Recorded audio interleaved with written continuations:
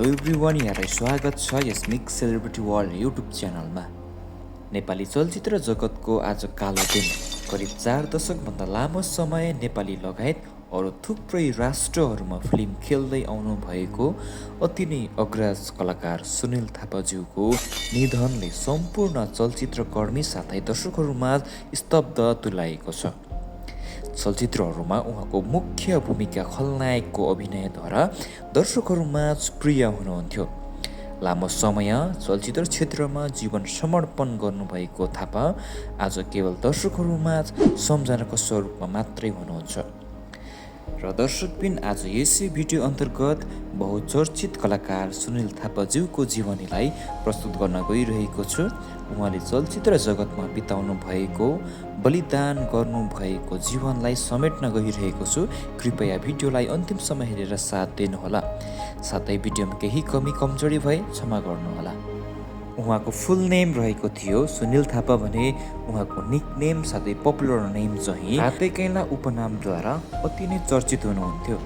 उहाँको जन्म विक्रम सम्म 2012 साल जेठ 5 गते भएको थियो भने उहाँ 2082 साल माघ 24 गते 68 वर्षको उमेरमा उहाँको निधन भएको थियो। उहाँको जन्मस्थान दाङको नेपालमा भएको थियो भने उहाँ हालमा चाहिँ काठमाडौँ बस्दै आइरहनु भएको थियो। उहाँ नेसनालिटीले नेपाली चुनुहुन्थ्यो र उहाँको रिलिजन चाहिँ हिन्दू रहेको थियो। उहाँको एजुकेसन सम्बन्धी बताउनु पर्दा उहाँले आफ्नो पढाइ पारम्परिक शिक्षाहरू पढ्नु भएको थियो। अभिनयमा उहाँको रुचि भएको कारणले आफ्नो पढाइलाई चाहिँ निरन्तरता गर्न सक्नु भएन। त्यसै गरी उहाँको फ्यामिली सम्बन्धी बताउनु पर्दा उहाँको फ्यामिलीमा वाइफ रजनी लिम्बू हुनुहुन्छ। त्यसै गरी उहाँको 2 सन्तानहरू रहेको छ। उहाँको मनपर्ने स्पोर्ट्समा चाहिँ उहाँले फुटबल मनपर्ने गर्दथ्यो, जसमा उहाँले फुटबललाई राम्रैसँगले पनि खेल्ने गर्नुहुन्थ्यो। उहाँ प्रोफेसनले एक्टर हुनुहुन्थ्यो। त्यसै गरी उहाँले आफ्नो इन्कम चाहिँ पर मुभी खेले अनुसार 10 लाखदेखि 30 लाख प्लस इन्कम गर्ने गर्नुहुन्थ्यो। उहाँको करियर सम्बन्धी बताउनु पर्दा सुनिल थापाज्यूले आफ्नो अभिनय यात्रा रङ्गमञ्च थिएटरबाट सुरु गर्नुभएको थियो।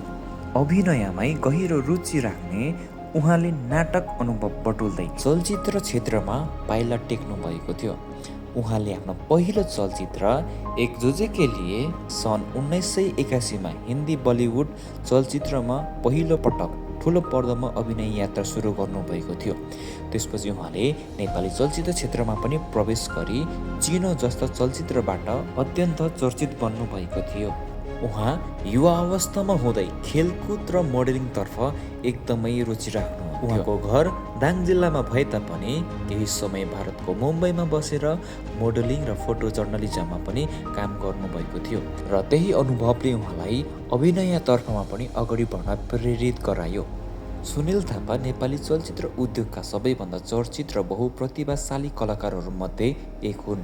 उहाँले करिब 300 भन्दा बढी नेपाली चलचित्रमा अभिनय गरिसक्नु भएको, जसमा उहाँले खेल्नुभएको चिनो मुभीबाट उहाँ एकाएक चर्चित कलाकार बन्न पुग्नुभयो। उहाँको भिलेन रोललाई अति दर्शकहरूले मन पराउनु भयो। उहाँले चलचित्रमा केवल खलनायकको मात्र भूमिका नभएर बुबा, गुरु, प्रहरी सेनाका अधिकारी, सामाजिक चरित्र जस्ता गम्भीर र भावनात्मक भूमिकामा पनि दर्शकको मन जित्नु भएको छ भने उहाँले दिनुभएको योगदान नेपाली सिनेमा जगतमा इतिहासमा सदैव सम्झना लायक रहने पनि छ।